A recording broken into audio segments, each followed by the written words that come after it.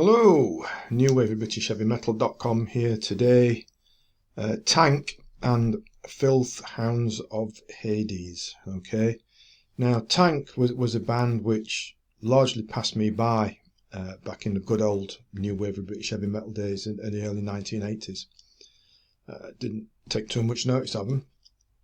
However, I did recently unexpectedly discover a copy of their 1982 debut album, which of course was Filth Hounds of Hades.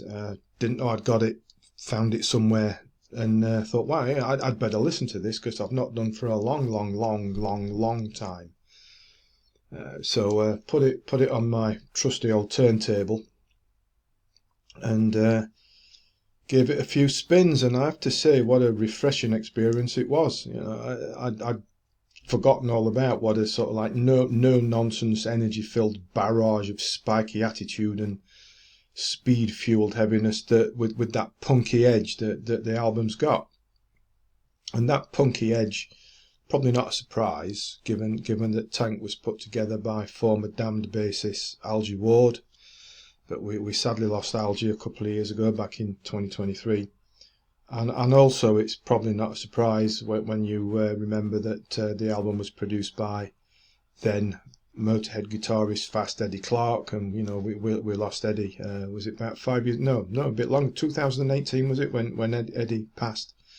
So you know that's probably why Tank were at the sort of yes, very heavy and very fast, but you know a bit punky as well.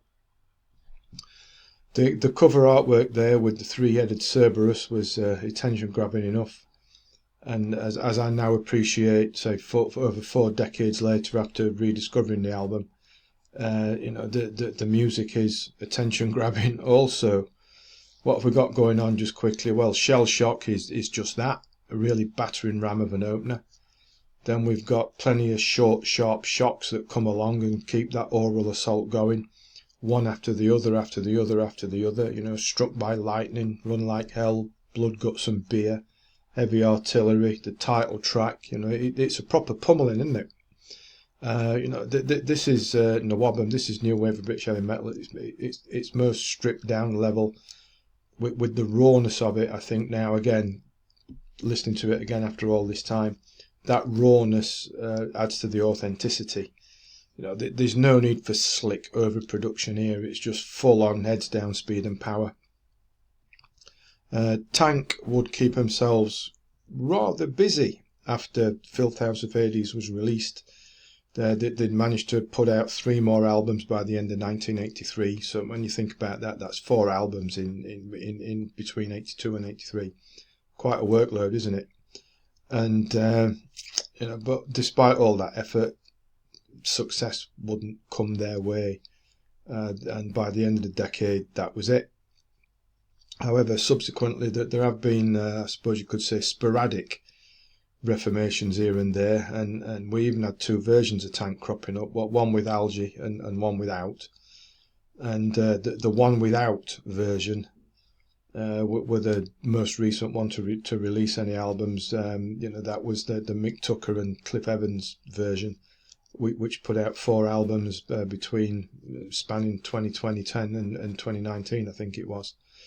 But I'm not sure if Tank are still active, one way or another. Does anyone know? If you do know, pop a comment underneath, and I'll check it out some more. And in a little bit of album name related trivia, apparently Tank took the album title, you know, Filth Hounds of... tongue twister, isn't it? Filth Hounds of Hades. They took that from Vivian Stanshall's extremely funny tale of Sir Henry at Rawlinson End, which was 1978, released by Viv. Now, you might remember Viv from the old Bonzo Doodah Dog band and whatnot. Good old, blindingly funny British eccentric. And if you can snap up Sir Henry, I would suggest you do that if you like that sort of eccentric, sarcastic British humour with it's a bit Monty Pythonish, but check that out if you can. But anyway, we're talking about Tank, aren't we? And I say I'm pleased I rediscovered this album after so long, and say Tank passing me by. 40 odd years ago, and it's been a real pleasure to get reacquainted with it. And perhaps you should too, if like me you've forgotten about it. So there we are. That's Tank. I will put a link to Filth Hounds of Hades underneath, because I notice it's available on Amazon in various different formats. So you can do that if you would like to. But if you want something that's just straight ahead, no nonsense mucking about, this is probably for you. So there we are. We'll leave it there. Oh, please do subscribe to the channel before you disappear, because that would be marvellous. And until next time, thanks for watching, thanks for listening, and take care.